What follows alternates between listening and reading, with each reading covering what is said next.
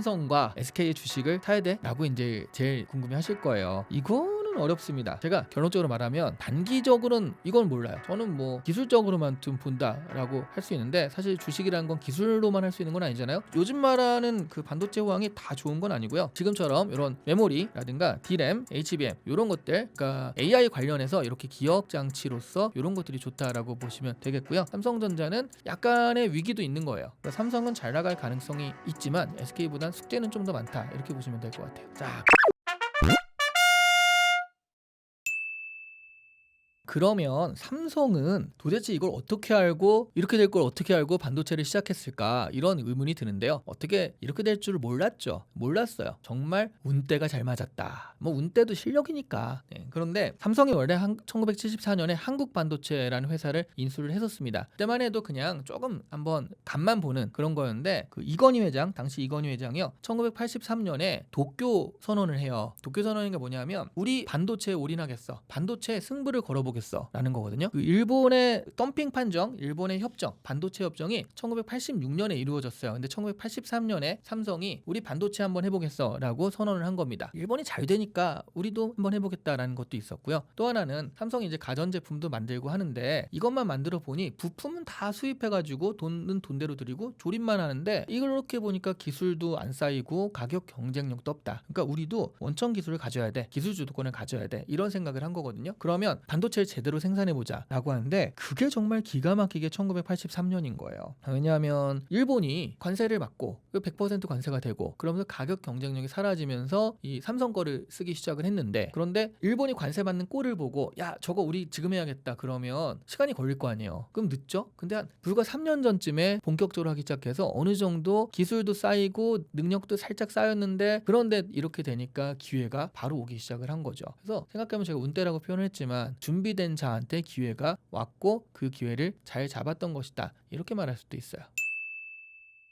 반도체는요, 크게 메모리 반도체랑 시스템 반도체 두 개가 있어요. 그래서 메모리 반도체는 데이터를 저장하는 거고, 시스템 반도체는 데이터를 처리하고 연산하는 겁니다. 그러니까 메모리는 기억, 이름이 메모리잖아요. 시스템은 판단, 결정, 이런 것들 생각하고 판단하는 반도체다라고 보시면 되는데, 여러분 생각하기엔 어느 게 더 돈이 될 것 같아요? 당연히 시스템 반도체가 더 있어 보이잖아요. 그러니까 이게 더 복잡하고 어렵고 돈이 됩니다. 단가도 비싸고요. 이거를 예전부터 미국이 잡은 거예요. 그래서 70년대 그때도 우린 이거에 더 할 테니까 니네는 메모리를 생산해, 이랬다 라고 그랬잖아요. 그래서 지금도 여기는 잡고 있습니다. 여러분이 아는, 그러니까 시스템 반도체라고 하면 거기서 나온 제품들이 뭐냐면 CPU, GPU, 그리고 스마트폰에 들어가는 두뇌 있죠, AP, 이런 것들, 뭐 MPU 같은 것도 있고 이미지 센서, 이런 것들이 다 그 시스템 반도체예요. 이런 것들은 미국이 잡고 있습니다. 제일 유명한 업체가 엔비디아죠. GPU를 잡고 있으니까. 애플도 AP 같은 거 생산하고요. 퀄컴이나 AMD 같은 경우들이 있고요. 당연히 그러다 보니까 이 시스템 반도체의 경쟁력 자체가 우리한테 기술이 쌓인 것도 아니고, 이들이 워낙 꽉 잡고 있고 그들을 이기기가 힘들었거든요. 그러니까 후발주자, 뭐 일본 그때쯤 시작한 것도 아니고 후발주자인 한국이 들어갈 수 있었던 게 D램이었던 거예요. 그러면서 D램으로 시작을 했고 결국 D램의 좀 강자가 될 수 있었던 거죠.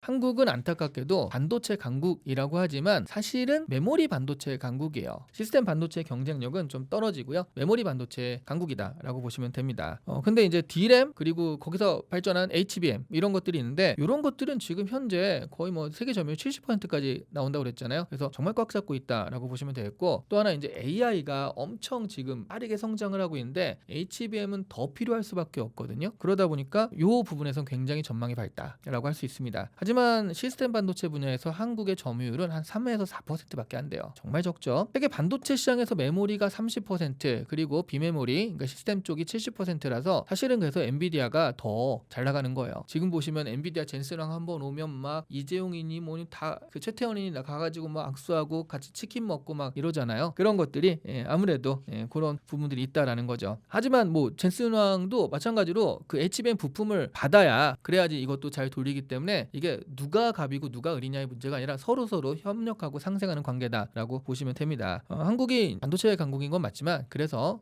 메모리 반도체 강국이다. 그러니까 어떻게 생각하면 시스템 반도체라고 해서 우리가 더 먹을 수 있는 분야가 있다라는 거죠. 이 부분에 대해서 점점 강점을 키워나가는 것들이 필요합니다. 그래서 시스템 반도체, 팹리스, 파운드리 뭐 이런 것들에 있어서 계속적으로 이제 노력을 해 가야겠죠.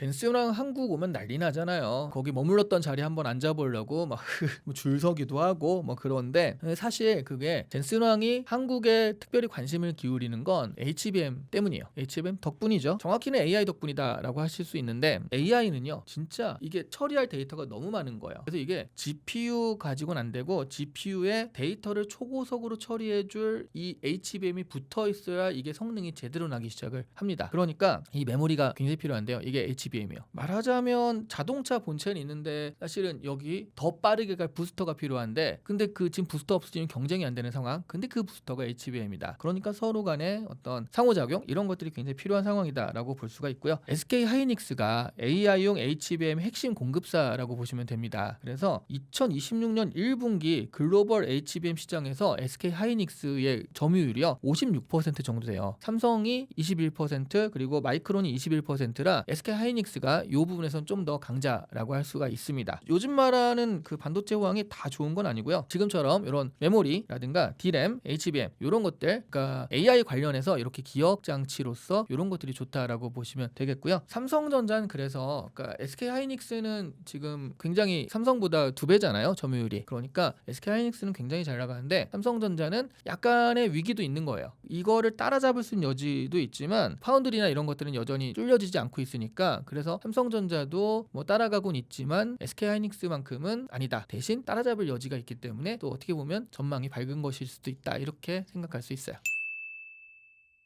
이거는 굉장히 어려운 질문입니다. 왜냐하면 세상에 무슨 일이 어떻게 벌어질지 모르고요. 또 기술이라는 건 이 기술이 너무 필요해 라고 했다가 정말 메모리가 필요 없게 새로운 기술이 등장해서 뭘 싹 바꿀 수도 있거든요. 그러니까 지금은 알 수 없지만 근데 지금의 추세로만 보면 지금의 기술 흐름으로는 잘 나갈 수밖에 없는 상황이긴 하죠. 왜냐하면 AI 데이터 센터라든가 이런 것들 챗GPT 같은 걸 돌릴 때 이럴 때는 GPU가 필요하고 GPU 옆에는 HBM 필요하고 이런 것들이 지금 하나의 세트가 되어 있는데 이게 계속 늘어날 수밖에 없거든요. 그렇죠? 지금 AI가 퍼지는 걸 보시면 이게 계속 늘어날 수밖에 없고 지금 한국도 AI 데이터 센터, AI 뭐 AI 해가지고 AI 안 붙은 게 없어요. 저 얼마 전에 슈퍼에 갔는데 참외가 있더라고요. 근데 참외에 광고 그 홍보 문구가 뭐냐면 AI가 고른 참외예요. AI가 참외를 어떻게 고르지? 이게 뭐지? 라고 하긴 했는데 요즘은 AI가 안 붙은 게 없거든요. 그만큼 AI의 수요라든가 AI의 어떤 필요성, 인프라로서 AI는 늘어날 수밖에 없는데 거기에 핵심 공급 그 부품이 이제 요거다라고 하면 삼성과 하이닉스는 잘 나갈 수밖에 없습니다. 네, SK 하이닉스가 이 유리한 거는 현재 AI 이 메모리 시장에선 가장 앞서 있다. HBM 시장에선 가장 앞서 있다라는 점이 제일 유리하고요. 그래서 AI 서버가 늘어날수록 SK 하이닉스 같은 경우에는 늘어날 수밖에 없다. 하이닉스의 협상력도 커질 수밖에 없다라고 생각을 하실 수 있겠습니다. 그래서 단기적으로 보면 SK 하이닉스가 삼성보다 조금 더 좋아 보이는 건 있어요. 근데 이제 이 문제도 있죠. SK 하이닉스는 너무 엔비디아 의존도가 커요. 이쪽으로만 많이 공급을 하다 보니까 그러니까 엔비디아가 좀 딴 맘을 먹거나 새롭게 우리가 만들겠다라고 하거나 그러면 약간 문제가 될 수가 있고요. 그리고 HBM도 계속 그 다음 단계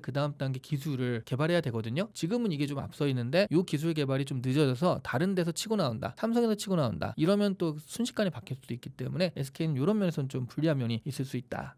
삼성전자는 좀 애매하면서 약간 복잡한 게 있습니다. 왜냐하면 메모리에선 강자예요. 하지만 SK 하이닉스보다는 조금 점유율은 뒤져 있다라고 보시면 될 것 같고요. 근데 삼성의 장점은요. SK 하이닉스는 HBM 요거 하나 그러니까 D램이나 HBM에 좀 올인하는 경향이 있지만 삼성은 파운드리도 할 수 있고요. 다른 거 시스템, LSI까지 요 다양하게 할 수 있는 역할이 있어요. 파운드리가 뭐냐면 시스템 반도체 있죠. 그러니까 GPU나 NPU나 이런 것들을 위탁 생산하는 겁니다. TSMC가 이제 그런 역할들을 하거든요. 그런 기술력, 엔비디아는요 설계만 하는 거예요. 그분들이 생산하는 게 아니라 설계만 하고 이런 설계도대로 만들어 주세요라고 TSMC에 이제 오더를 주면 만들어 가지고 그걸 파는 거거든요. 근데 이것도 다 기술력이 있어야 되는 거잖아요. 근데 삼성도 그런 파운드리 역할을 할 수는 있는데 TSMC까지의 기술력은 안 된다라고 할 수 있는 거죠. 그래서 이제 말하자면 이게 이런 부분에서는 좀 애매하고 위기이긴 한데 TSMC를 따라잡을 수 있는 여지, 그 다음에 메모리 반도체에서도 이 따라잡을 수 있는 여지. 내가 이미 1등이면 야 이거 좀 그런데 여기서 차이가 있으면 이 부분을 따라잡을 수 있는 여지가 있잖아요. 빠르게 HBM 기술을 개발해서 그러니까 그런 여지가 있기 때문에 삼성은 어떤 희망 이런 것들이 좀 있다라고 보시면 될 것 같습니다. 삼성은 잘 나갈 가능성이 있지만 SK보단 숙제는 좀 더 많다 이렇게 보시면 될 것 같아요. 자, 그래서 여러분이 가장 궁금해하는 그런 궁금증 그러면 지금 이미 오르고 있는데 삼성과 SK의 주식을 사야 돼? 라고 이제 제일 궁금해하실 거예요. 이거는 이거는 어렵습니다. 제가 결론적으로 말하면 단기적으로는 이건 몰라요. 저는 뭐 기술적으로만 좀 본다라고 할 수 있는데 사실 주식이라는 건 기술로만 할 수 있는 건 아니잖아요. 갑자기 전쟁이 어떻게 어디서 생겨날지 모르고 무슨 일이 벌어질지 모르니까 단기적으로는 뭐 그런 심리라든가 세계적인 트렌드, 흐름 이런 것들과 연관이 되니까 뭐라고 할 수 없는데 중기적으로는 괜찮아요. 왜냐하면 늘잖아요. 그리고 장기적으로는 또 모르겠어요. 자, 이 이유를 좀 설명드리면 HBM이요 그냥 공장을 돌린다고 나오는 게 아닙니다. 이게 기술이 있어야 되고 트랙을 깔아야 돼요. 그러니까 이 공장의 설비를 만들어야 되는 거죠. 이것도 이제 돈이 많이 드는 그런 사업이고 옛날에 그래서 우리 반도체 사업은 장치 사업이라고 그랬어요. 이 장치를 만드는 게 중요한 거니까 이거 하고 D램 싼 기술 수율 맞추고 등등 하다 보면 이게 하루아침에 완성되는 기술은 아니거든요. 그러니까 이걸 패키징까지 해가지고 이 상품을 내는데 시간이 좀 걸린단 말이죠. 그런데 수요는 굉장히 빠르게 늘고 있다는 거. 그러니까 지금 생산은 시간이 걸리지만 수요는 굉장히 빠르게 늘고 있다. 그러면 현재 하고 있는 데가 어디냐라고 했을 때 여기라는 거죠. 메모리 가격 자체가 그래서 지금 강세예요. 점점 오르고 있고요. 여러분 뭐 게임기 같은 것도 예전에 비해서 굉장히 올랐거든요. 어쨌든 그러다 보니까 뭐랄까, 그러니까 지금 메모리 가격은 계속 크게 뛰고 있습니다. 지금 새로 나온 스마트폰 같은 경우도 메모리 가격이 올라서 계속 가격이 오르고 있다라는 얘기 많이 들으실 거예요. 이런 면에서는 계속 좋은 점들이 있는데 근데 반도체 사업은 제가 장기적으로는 좀 모르겠다라고 한 거는 몇 가지 이유들이 있어요. 일단 반도체 사업은 원래부터 사이클 사업입니다. 그러니까 좋을 때는 엄청 좋은데 나쁠 땐 또 엄청 나쁜 게 좋을 때 맞춰가지고 막 반도체 생산 능력을 늘려요. 이게 그런 흐름, 지금 AI 흐름이니까 막 AI 투자하잖아요. 근데 거기 생산 능력을 늘려서 이렇게 생산이 되게 만들어놨어요. 근데 그게 흐름이 꺼지면 생산이 이렇게 되는데 수요는 떨어진단 말이에요. 그러니까 가격이 훅 떨어질 수밖에 없죠. 이러니까 원래부터 반도체 사업은요 이런 사이클 같은 것들이 되게 중요했다라고 할 수가 있습니다. 그리고 또 하나는 뭐 삼성부터 시작해서 지금 SK 하이닉스 그렇고 경쟁사들 모두가 증설에 나서고 있어요. 그러니까 지금은 요만큼이지만 야 그럼 나도 더 생산해야지 라고 하는데 얘는 노나 얘도 더 생산하고 쟤도 더 생산 하다 보니까 시장에 갑자기 어느 순간 확 늘어날 수가 있는 거죠. 그죠? 그러니까 지금 오늘 증설한다고 해서 바로 오늘 늘어나는 건 아니니까 어느 순간 보니까 갑자기 확 늘어나는 그런 경향이 올 수가 있고요. 그리고 기술 전환 리스크라는 것도 되게 큽니다. 지금은 HBM 같은